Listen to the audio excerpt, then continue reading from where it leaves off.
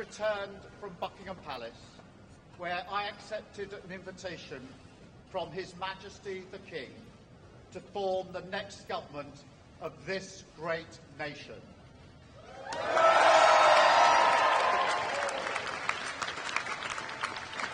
I want to thank the outgoing Prime Minister, Rishi Sunak. His achievement as the first British Asian Prime Minister of our country, the extra effort that will have required, should not be underestimated by anyone. And we pay tribute to that today. And we also recognise the dedication and hard work he brought to his leadership. But now our country has voted decisively for change, for national renewal, and a return of politics to public service. When the gap between the sacrifices made by people and the service they receive from politicians grows this big, it leads to a weariness in the heart of a nation, a draining away of the hope, the spirit, the belief in a better future, that we need to move forward together. Now, this wound, this lack of trust, can only be healed by actions, not words. I know that. But we can make a start today with the simple acknowledgement that public service is a privilege and that your government should treat every single person in this country with respect. If you voted Labour yesterday, we will carry the responsibility of your trust as we rebuild our country.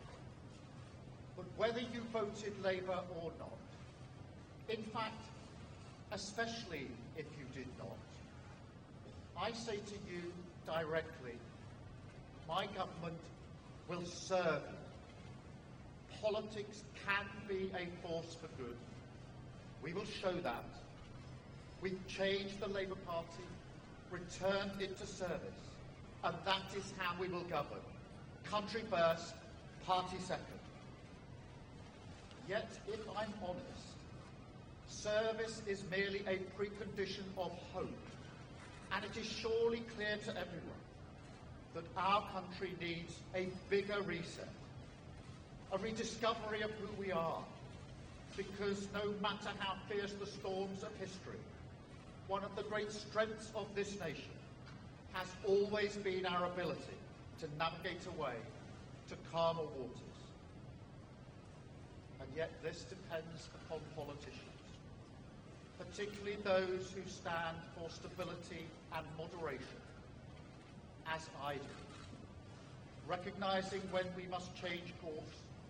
For too long now, we've turned a blind eye as millions slid into greater insecurity.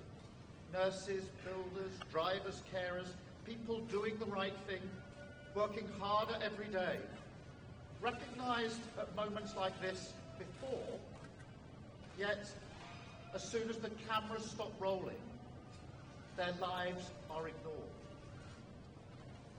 I want to say very clearly to those people, not this time. Changing a country is not like flicking a switch.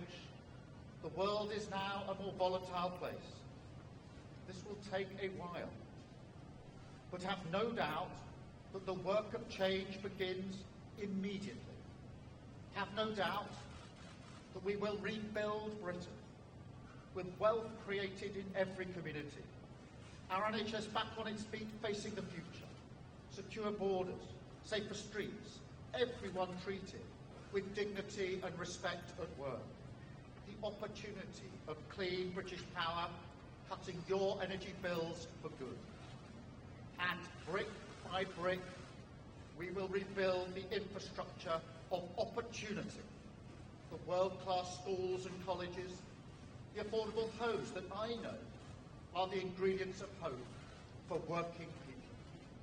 The security that working-class families like mine can build their lives around.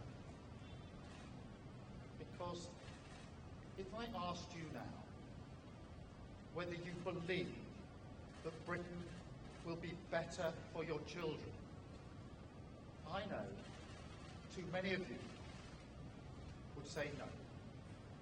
And so my government will fight every day until you believe again. From now on, you have a government unburdened by doctrine, guided only by the determination to serve your interest, to defy, quietly, those who have written our country off. You have given us a clear mandate, and we will use it to deliver change, to restore service and respect to politics, end the era of noisy performance, tread more lightly on your lives, and unite our country.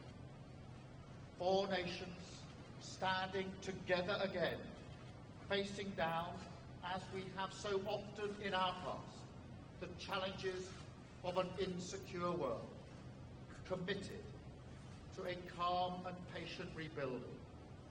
So, with respect and humility, I invite you all to join this government of service in the mission of national renewal. Our work is urgent, and we begin it today. Thank you very much.